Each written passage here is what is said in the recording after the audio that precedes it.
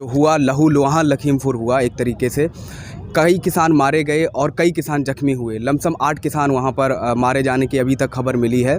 तो वहीं सीएम योगी ने तत्काल उन्होंने कहा है कि वहाँ पर जो है टीम भेजी उन्होंने अपनी, और वहाँ पर कहा है कि सभी किसानों को मुआवजा भी दिया जाएगा और कार्रवाई भी की जाएगी। आप मेरे पीछे फ़ोटोज़ भी देख रहे हैं बाबा साहब की, भगत सिंह की, और किसान भी खड़े हैं हमारे साथ। उनसे जानना चाहेंगे कि क्या ये देश बाबा साहब और भगत सिंह जो चाहते थे, क्या वो वैसा बन पाया लखीमपुर घटना के बाद? क्या लगता है आपको कि क्या हम ऐसे देश में हैं जो बाबा साहब चाहते थे? ये जो बाबा साहब ने या भगत सिंह जी ने या गांधी जी ने जो देश बनाया था सपनों का, जो जिस देश को आज़ादी के लिए अपनी बलि दे दी, कुर्बानी दे दी इन लोगों ने, जो हमारे पूर्वजों ने 90 साल लड़ी थी आज़ादी के लिए, तो आज बिल्कुल भी नहीं लग रहा। आप देखिए करनाल के अंदर इस लोकतांत्रिक देश में एक प्रशासनिक अधिकारी जो एसडीएम होता है, और वो जो है मतलब कहता है कि आप किसानों के सर फोड़ सकते हैं, मैं लिखित में दे रहा हूँ। कौन सा कानून है, कौन सा लोकतंत्र है कि भारत के अंदर यही लोकतंत्र है, यही संविधान ने मतलब हमें अधिकार दिया है? तो ये सारी चीज़ें देखनी पड़ेंगी। आपने देखा कि ये सरकार नेट बंद करती है, तानाशाही कराती है। आप देखिए जब रक्षक ही भक्षक बन जाए तो उस देश की स्थिति क्या होगी, उस देश में लोकतंत्र का मायने क्या होगा, उसमें लोकतंत्र की जाहिर सी बात है हत्या होगी। जब एक केंद्रीय गृह मंत्री, राज्य मंत्री, उसका खुद बयान जारी होता है कि मैं जो है आपको देख लूँगा, आपको देख लूँगा 2 मिनट के अंदर, आपको 2 मिनट के अंदर, मैं आज मंत्री हूँ और सांसद हूँ, उससे पहले भी कुछ रह चुका हूँ। उसका सीधा संदेश था कि गुंडा रह चुका हूँ। क्यों कि उस पे 10 हत्या के जो है मुकदमे हैं, 8-10 मुकदमे जिस पे चल रहे हो, उसको अगर आप सांसद में बिठा दोगे तो वही चीज़ मैं कह रहा हूँ, वो इसी तरह से लोकतंत्र की हत्या करेंगे। आपने देखा उन्होंने बयान दिया कि उन्होंने घटना नहीं की है, लखीमपुर के घटना में वो शामिल नहीं थे, ना ही उनका बेटा शामिल था। वही चीज़ मैं कह रहा हूँ। 4 दिन पहले आप जो है मतलब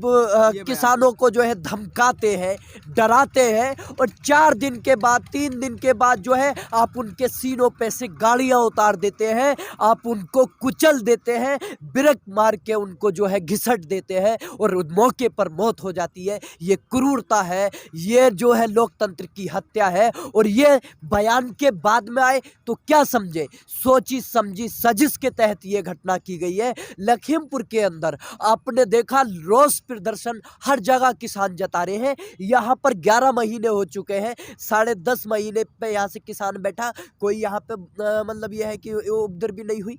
यहाँ पर किसान शांतिपूर्वक कर रहे हैं।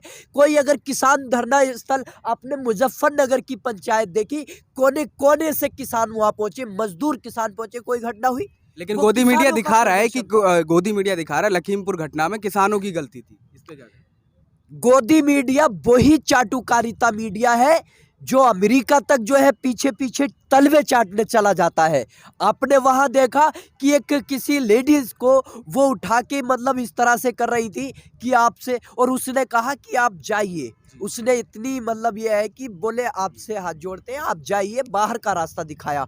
चाटुकारिता करने वाले लोग हैं ये गोदी मीडिया। वही गोदी मीडिया है जो 3000 करोड़ की 3000 किलो जो है कोकीन पकड़ी जाती है, हीरोइन पकड़ी जाती है, और वो गौतम अडानी के एयरपोर्ट पे होती है, तो ये मुंह बंद करके बैठ जाते हैं बिलों के अंदर, उस पर नहीं चलाते हैं।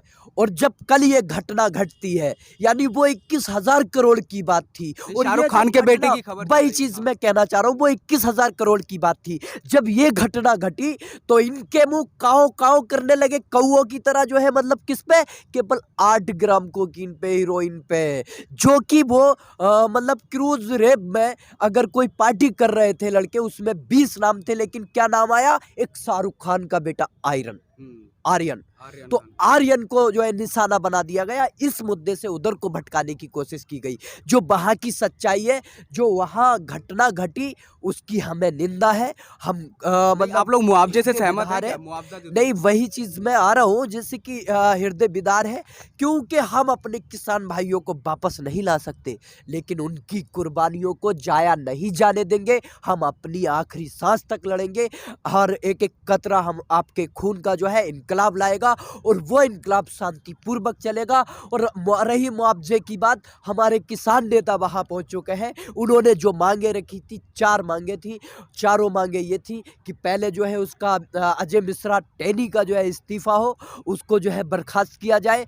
उसके बाद उसके बेटे आशीष मिश्रा को जो है गिरफ्तार किया जाए, उस पे 302 का हत्या के तहत मुकदमा दर्ज किया जाए। एफआईआर की कॉपी किसानों नेताओं को दिखाई जाए, हमें दिखाई जाए, और उसके बाद में जो है उनको 1 करोड़ का मुआवजा दिया जाए। किसान जो परिवार शहीद हुए और उनके परिवार के एक सदस्य को, ये देखिए, हम परिवार के सदस्यों को वापस नहीं ला सकते। जो नुकसान हो चुका हमारे किसान भाइयों का, 700 किसान भाई शहीद हो चुके हैं अब तक, लेकिन कल की जो घटना है वो हृदय विदारक है, और उसमें जो है हम उनको नमन करते हैं दिल से। उन्होंने किसानों के लिए अगर अपनी, यह देश की आज़ादी के लिए या लोकतंत्र को बचाने के लिए अगर बलि दी है, तो उनकी बलि को, कुर्बानी को जाया नहीं जाने देंगे। और उनका जो मतलब मुआवजे से, देखिए, आपकी कीमत या हमारी कीमत कोई रुपयों में नहीं आंक सकता। अगर इस तरह की, अगर वो 45 लाख का जो मुआवजे की मांग कर रहे हैं, मुआवजा देने की जो घोषणा की है, जी, जी। अगर मैं कहने लगूं कि वो अपने बेटे को अगर किसानों के हवाले कर सकते हैं, कोई कानूनी कार्रवाई नहीं हो, खुशी से किसान नेता अगर 50 लाख देंगे तो कर सकते हैं, नहीं ना, क्योंकि कीमत नहीं पता कितनी है, क्या है।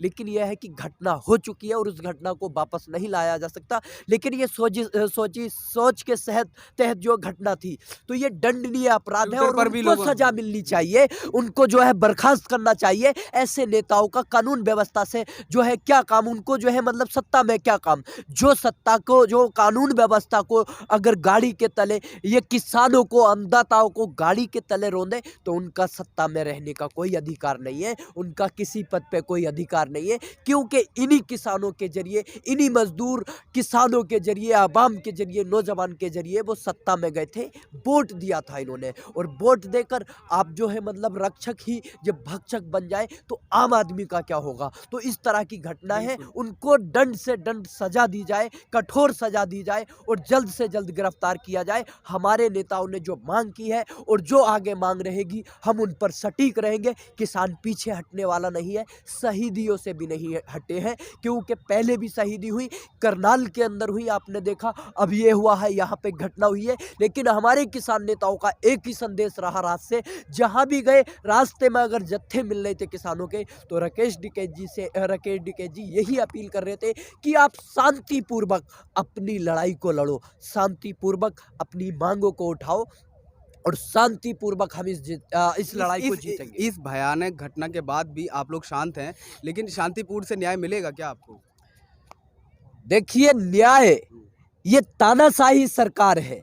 अगर इस सरकार ने न्याय नहीं दिया, तो देखिए, किसने वोट के थ्रू सत्ता में जो बैठे थे, अगर ये एक उंगली के बटन दबाने से तानाशाही हम पर कर सकते हैं, तो हम पंच बन चुके हैं, एक साथ हो चुके हैं। वो सिख को लड़ाना चाहते थे, सिखों को भगाना चाहते थे, लेकिन हिंदू, मुस्लिम, सिख, ईसाई आपस में है भाई भाई, ये नारा आम है, और हम पंच बन चुके हैं। और पंच की ताकत से इनको सत्ता से भगाएंगे, सत्ता से खदेड़ेंगे। तब तक भी बैठेंगे हम, 24 तक भी बैठेंगे। ये हमारे किसान नेताओं का संदेश है। अगर ये सरकार तानाशाही करेगी, बात नहीं सुनेगी, हम अहिंसावादी तरीके से, हम लोकतांत्रिक तरीके से, हम संविधान के अकॉर्डिंग अपनी मांगों को लेकर बैठे रहेंगे, चाहे 24 तक बैठना पड़े या 24 साल बैठना पड़े, लेकिन बैठेंगे। और इस सरकार का सफाया करके अगली सरकार से अपनी मांगों को, अपनी नस्लों को, अपनी फसलों को बचाने के लिए बिलों को वापसी कराएंगे, और एमएसपी पे लिखित में कानून बनवाएंगे। और ये जो घटनाएं हुई है, घटनाएं हो रही हैं, इस तरह की घटनाएं सरकार कान खोल के सुन ले कि अब किसान और नौजवान और भारत का मजदूर किसान एक है। आप इन घटनों से डरा ना सकते हैं, धमका नहीं सकते हैं, बेशक मार सकते हैं, कुचल सकते हैं, गोली चला सकते हैं, गाड़ी चढ़ा सकते हैं किसानों के ऊपर, लेकिन किसान फिर भी उग्र नहीं होगा और ना ही पीछे हटेगा। किसान जो है बहुत बड़ी बात कुर्बानी कह रहे हैं देने से भी नहीं हटेगा और किसान जो है अपनी मांग को लेकर जाएगा। हम जो है किसान आदमी है साहब, अपना हक लेकर जाएंगे। हम कोई फकीर नहीं है कि झोला उठाकर चले जाएंगे किसी ने मना कर दिया तो। वो फकीर होते हैं कि अगर उनको किसी ने मना कर दिया कि नहीं है तो वो चले जाएंगे, लेकिन ये हमारा हक है, हम लेकर जाएंगे इसको। जो है हम चाहे 24 तक नहीं 24 साल बैठ के हमें लेना पड़े, हम लेके जाएंगे, क्योंकि ये हमारी फसलों और नस्लों का सवाल है। जय किसान जय जवान का नारा देने वाले और जो इस भारत को आज़ाद कराने वाले और जो संविधान बनाने वाले आप देख रहे हैं, और जो आज़ादी में कुर्बान होने वाले ये जो लोग थे, इन्होंने जो कुर्बानी दी थी, हम उनको जाया कर दें, उनकी आज़ादी को गवा दे? क्या उन्होंने इस तरह के सपनों का भारत देखा था? क्या उन्होंने ये उम्मीद लगाई थी कि आगे लोकतंत्र की हत्या होगी और कोई खड़ा नहीं होगा? हम खड़े होंगे, हम लोकतंत्र को भी बचाएंगे और संविधान को भी बचाएंगे, और उनकी तरह अगर हमें कुर्बानी देनी भी पड़ी, मतलब अगर हमें शहीद होना भी पड़ा, तो हम वो भी होंगे। क्यों?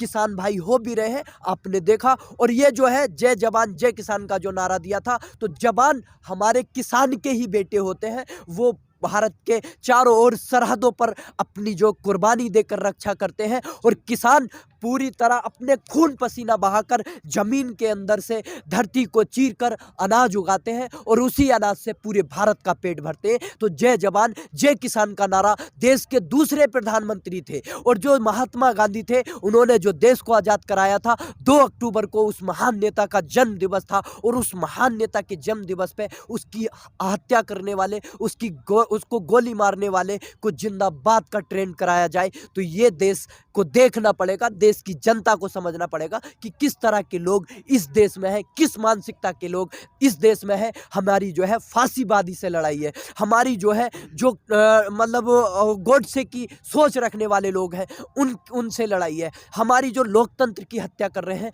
उनसे लड़ाई है, जो हमारे अधिकारों का हनन कर रहे हैं उनसे लड़ाई है। हमारी सरकार से मांगे, जिसको हमने चुन कर भेजा है, कि हमारे अधिकार मानिए। आप जो है अंबानी अडानी करोड़पतियों की जो है गुलामी करेंगे, जिस तरह से वो लोग गुलामी कर रहे हैं, उनकी सरकार गुलामी कर रही है अंबानी अडानी की। इसी तरह से मीडिया जो आप कह रहे हैं, मीडिया जो है मतलब अंबानी अडानी वो सरकार की गुलामी कर रही है, सरकार के इशारे पे चल रही है।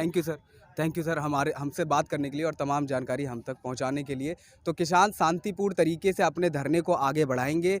जिस तरीके से इन्होंने भी बताया, किसान हैं, ये किसान के बेटे हैं, किसान आंदोलन में लगातार शुरू से मतलब शिरकत कर रहे हैं और लगातार प्रतिदिन यहाँ पर आते हैं।